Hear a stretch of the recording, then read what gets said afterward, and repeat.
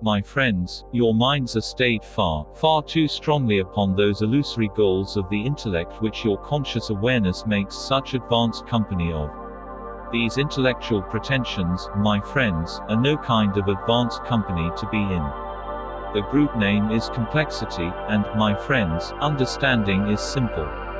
Let us examine this concept. Understanding, my friends, is simple. It is unitary. It is not logical. It is not intellectual. It is not necessary that you understand understanding. It is not necessary that anyone around you understand what you are understanding. It is necessary only for you to seek the understanding of the true creation within, and this we will attempt to give you in a simple way.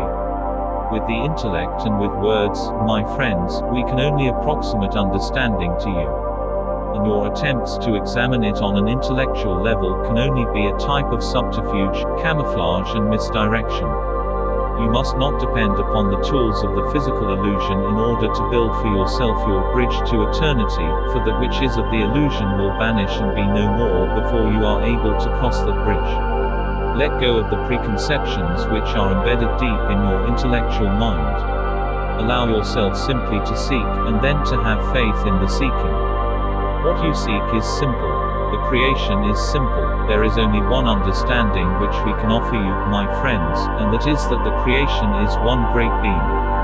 The creation is you. The creation is me. The creation is all that ever was and ever will be. The creation, my friends, is the Creator. As you look into the eyes of another upon your planet, you are looking at the Creator.